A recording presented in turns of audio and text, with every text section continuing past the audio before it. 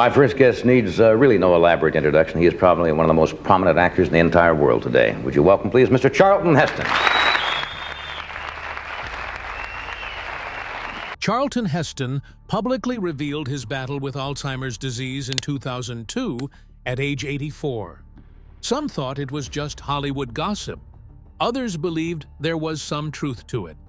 My dear friends, colleagues, and fans, my physicians have recently told me I may have a neurological disorder whose symptoms are consistent with Alzheimer's disease. But now we have an answer straight from the man himself. But here's the real question. Why now? Why, after all these years, did he finally decide to break his silence? Stay with me, because by the time we reach the end of this, you'll either be completely shocked, finally satisfied, or left with even more questions. Let's get into it. The last days of a Hollywood icon. Charlton Heston's story took a deeply emotional turn in 2002 when he received news that no one ever wants to hear. Imagine living a life full of epic battles on screen, standing tall as a Hollywood legend, only to be told that your own memories, the very essence of who you are, might start slipping away. That's exactly what happened when doctors informed him that he had symptoms consistent with Alzheimer's disease. Now, most people would have probably retreated into their private world, trying to process such a heavy reality, but not Heston. No, he chose to face it head-on with the same courage and grace that defined his legendary career. And what did he do next? He stood in front of the world, looked straight into the camera, and shared the truth with everyone. During a videotaped statement at the Beverly Hills Hotel, he addressed the situation with remarkable dignity. His voice, the same powerful voice that once commanded armies in Ben-Hur and declared, "Let my people go" in the Ten Commandments, now carried a different kind of strength, one rooted in vulnerability and honesty. My physicians have recently told me I may have a neurological disorder whose symptoms are consistent with Alzheimer's disease, he stated. But even in this deeply personal moment, he remained the Charlton Heston everyone admired, strong, determined, and unwilling to let anything, not even a disease, define him. "I'm neither giving up nor giving in," he declared. And in true Heston fashion, he even found a way to keep his sense of humor intact, joking that if he ever repeated the same story twice, people should just laugh anyway. Few actors have left a legacy as impactful as Charlton Heston. But with fame came controversy, and for years, whispers surrounded his name. Now, at 84, he's finally confirming what many have long suspected. What does this revelation mean for his legacy? The truth might surprise you. How many people could manage to smile through something like that? It's a testament to his spirit. Now, the signs of Alzheimer's began showing in small but significant ways. He found it harder to remember names, something that must have been incredibly frustrating for a man who had worked with hundreds of people throughout his career. His physical energy, once boundless, started to decline. Even his ability to communicate, which had been such a vital part of his life, became a challenge at times.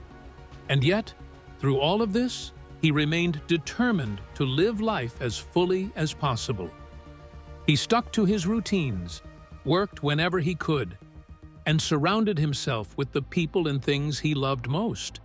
Because, at the end of the day, isn't that what really matters? For Heston, home was everything, and his final years were spent in the place that meant the most to him, his beloved Beverly Hills estate. This wasn't just any house, it was the house that Ben-Hur built, literally.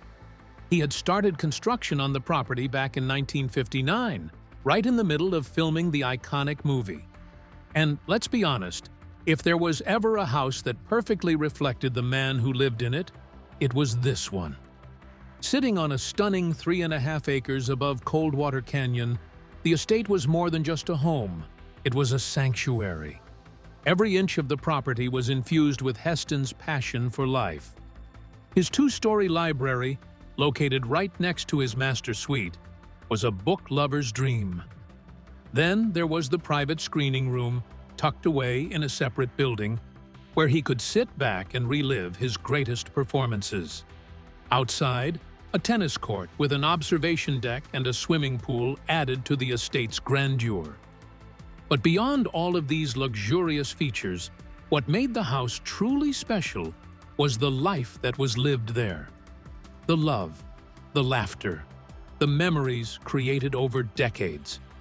This was the place where he and his wife, Lydia, built their life together, and when his health began to decline, this was the place where she stayed right by his side, just as she had for nearly 50 years. Even as the disease progressed, Heston never lost sight of the bigger picture. He had always been a man who believed in destiny, in the natural order of things, and in accepting life for what it was. He spoke about his diagnosis with the kind of wisdom that only comes from someone who has truly lived. Sooner or later, the man with the scythe comes along and says, "It's time," he reflected. And if you think about it, isn't that the most Heston way to look at it? Even in the face of something as heartbreaking as Alzheimer's, he still framed it as part of life's grand narrative. He had fought his battles, played his roles, and left a legacy that would never be forgotten. A marriage that lasted 34 years. Charlton Heston and Lydia Clark's love story wasn't one of those whirlwind Hollywood-style romances where sparks fly instantly. In fact, when Lydia first met Charlton in their drama class at Northwestern University, she didn't even like him. She thought he was arrogant, overly confident, maybe even a little too sure of himself. But isn't it funny how life works? Because despite that rocky first impression, something kept pulling them together. Something deeper than just attraction. It was their shared love for theater, for storytelling, for the kind of art that makes people feel something real. And as time passed, Lydia started to see Charlton in a different light. The way he talked about paintings, horses, and trees, of all things, just had a way of captivating her. Before long, she found herself falling for the very man she once thought was too full of himself. Their love story took root in the simple, everyday moments. They had a favorite spot on campus, a lilac bush near the speech school, where they'd steal quiet moments together, lost in deep conversations about books and plays. You know those couples who seem like they just get each other? That was Charlton and Lydia. And then, in 1944, right before Charlton left for World War II, they made it official. They got married at Grace Methodist Church in Greensboro, North Carolina, sealing their commitment with a love that would withstand more than 6 decades of life's ups and downs. And when I say ups and downs, I mean it. Their early years weren't some picture-perfect fairy tale. Charlton was shipped off to serve in Alaska, leaving Lydia behind, and they had to rely on handwritten letters to keep their love alive. Can you imagine that? No texting, no video calls, just ink on paper, waiting days, even weeks for a reply. But they did it. They built their marriage on patience, trust, and the kind of dedication that most people only dream of. After the war, they took on New York together, chasing acting careers in a city where the competition was brutal. But they stuck it out, supporting each other at every step of the way. It wasn't just about making it in showbiz. It was about the partnership they were building, the life they were creating together. And when Charlton's career took off, Lydia wasn't just the woman standing in his shadow. She was his rock, his sounding board. his partner in every sense of the word. They weren't just spouses, they were a team. And they weren't just about their own success. They cared about the world around them. In 1963, they stood side by side at the March on Washington, fighting for civil rights at a time when taking a stand wasn't always easy or popular. But that was who they were, people who believed in doing what was right, no matter the cost. Of course, their greatest achievement wasn't found on a stage or in front of a camera. It was in the home they built together, raising two children, Fraser and Holly, in what their daughter later described as an idyllic childhood. They were the kind of parents who actually enjoyed spending time with their kids, reading books, watching movies, playing board games. They weren't just raising children, they were shaping future storytellers, thinkers, and dreamers. But life has a way of throwing challenges at even the strongest couples. Lydia battled breast cancer, enduring a mastectomy, and Charlton was there for her through it all. Then, years later, when he was diagnosed with Alzheimer's, Lydia returned that same unwavering devotion. She never left his side, never wavered, because when they said, "for better or worse," they actually meant it. Their love was the kind of love that lasted. When they celebrated their 50th wedding anniversary at the Hotel Nico, surrounded by 224 friends and family members, Charlton marked the occasion by upgrading Lydia's $12 wedding ring with diamonds, because to him, she was worth more than anything money could buy. They stayed married for 64 years, an eternity in Hollywood terms, and when Charlton passed away in 2008, Lydia had been with him through it all, from the first spark of young love to their final moments together. Their children say they were amazing parents. Their marriage was proof that love, real, lasting love, isn't about grand gestures or picture-perfect moments. It's about showing up day after day through the good, the bad, and everything in between. It's about seeing each other not just for who you are, but for who you're becoming. And if Charlton ever had a single regret in his life, it certainly wasn't marrying Lydia Clark.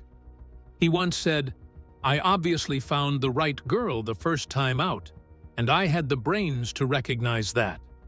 And that, right there, is what made their love story one for the ages. Charlton Heston built a career on playing larger-than-life figures, from Moses to Ben-Hur, but his real story has always been shrouded in mystery. At 84, he's finally setting the record straight, confirming what many have suspected and revealing the truth behind decades of speculation. And trust us, this revelation will leave you speechless. His battle with memory loss. Charlton Heston's battle with Alzheimer's wasn't something that hit him all at once. It started quietly, like a shadow creeping in at the edges of his life.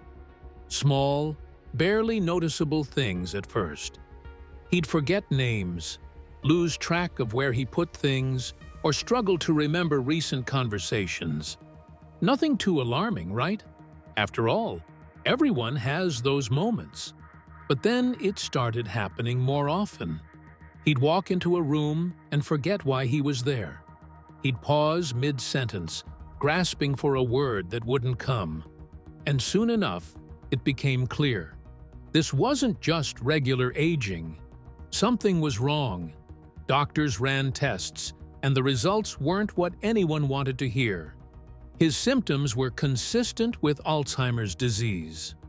Now, for most people, that diagnosis is terrifying. And for a man like Heston, who had built his entire career on being sharp, commanding, larger than life, it was especially cruel. But you know what? He didn't hide from it. He didn't try to pretend everything was fine. Instead, he faced it head-on, just like he had faced every challenge in his life.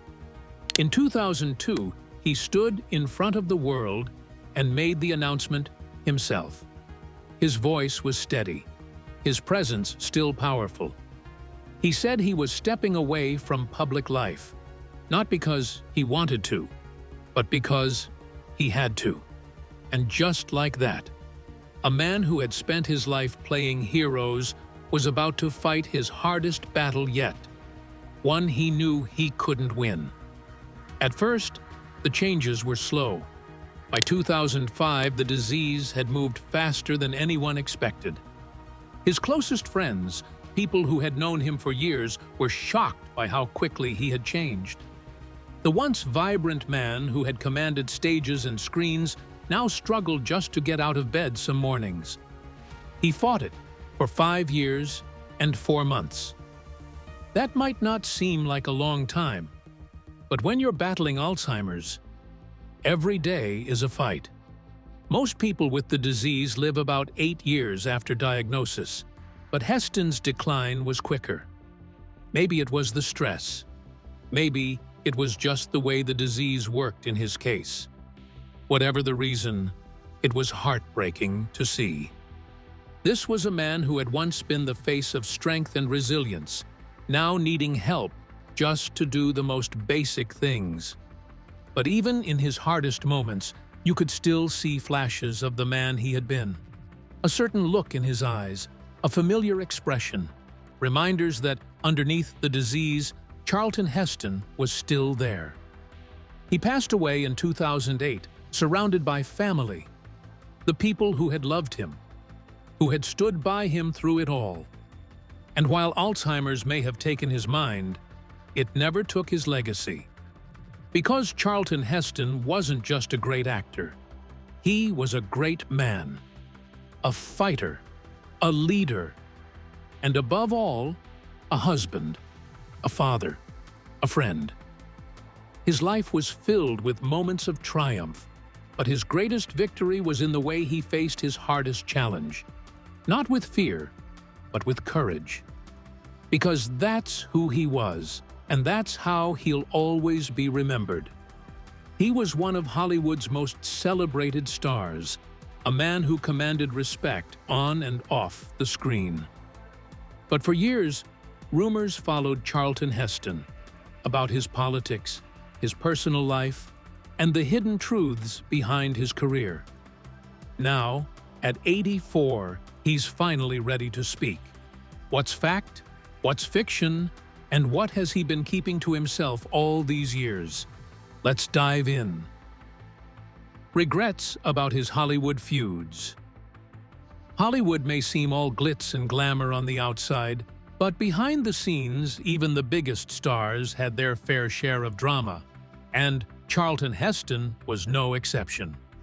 He was one of those old-school, larger-than-life actors who carried himself like a king, but sometimes that meant clashing with his co-stars in ways he later regretted. Sure, he was known for his towering presence and unwavering convictions, but that same stubbornness often led to feuds that he probably wished he could take back. And when Heston clashed, it wasn't just minor bickering. It was the kind of tension that could change the entire energy on a movie set. Take his infamous feud with Sophia Loren during the filming of El Cid in 1961.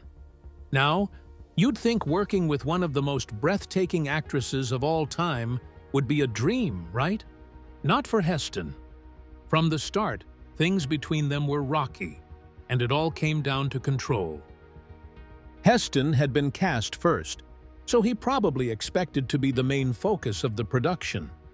But then, Loren came in with her own demands. She wanted more romantic scenes, a strict shooting schedule, and, to top it off, she was making more money than Heston. And let's be honest, in the early 60s, that was a hard pill for a leading man to swallow. The little things started adding up.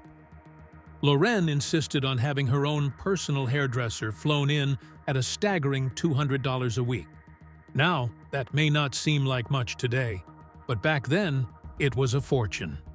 She also needed the script translated into Italian and then back into English, which probably slowed everything down even more.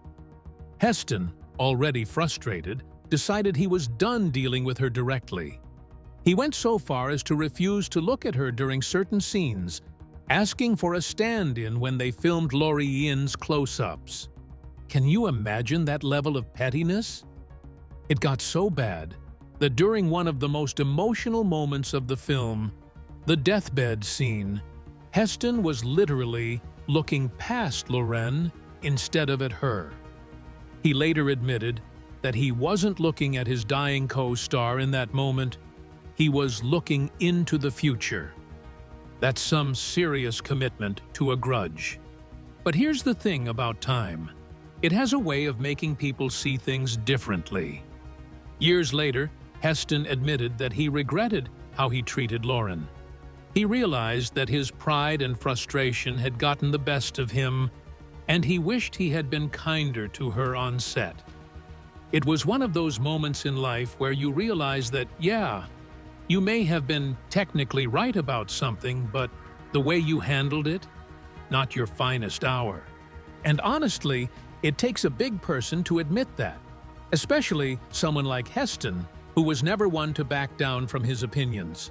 Now, if you think that was the only major falling out he had in Hollywood, think again.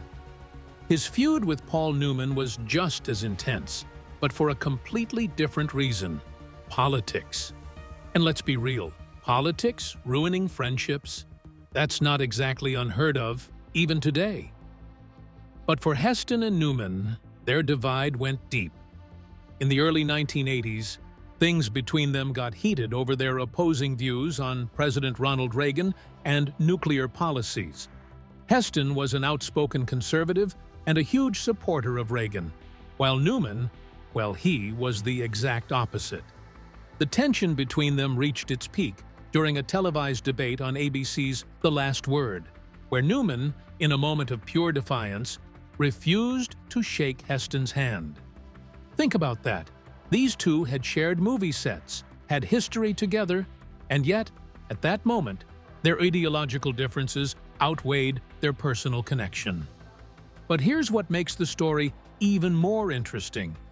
Despite all that tension, despite their public disagreements, Newman still defended Heston when it truly mattered. When members of the Screen Actors Guild started criticizing Heston, Newman didn't just sit back and let it happen. He stepped up and said, "You can impugn his politics, but never the man." And honestly, that says a lot. It's one thing to disagree with someone, but it's another to still respect them as a person, even when you're on completely opposite sides of the fence. That moment stuck with Heston. He never got the chance to mend things with Newman before he passed away, and that regret stayed with him. It was a harsh reminder of how easy it is to let politics or personal pride get in the way of real friendships. And as much as Heston was known for being a man of strong beliefs, he also learned, sometimes too late, that holding on to grudges or letting differences create walls wasn't worth it in the end. These feuds, as dramatic as they were, taught Heston something important. Being right doesn't always mean winning. Whether it was his cold treatment of Sophia Loren or his falling out with Paul Newman, he eventually realized that some battles just weren't worth fighting. And isn't that something we all learn, one way or another? That at the end of the day, being kind, being understanding, and valuing people over pride matters so much more than who got the last word. Heston may have been larger than life, but he wasn't immune to the very human experience of looking back and wishing he had done things differently. With this, we have come to the end of this video. Thanks for watching. If you enjoyed this video, do well to like, comment, and subscribe for more content. To enjoy more thrilling stories, click now on the following video that pops up on your screen.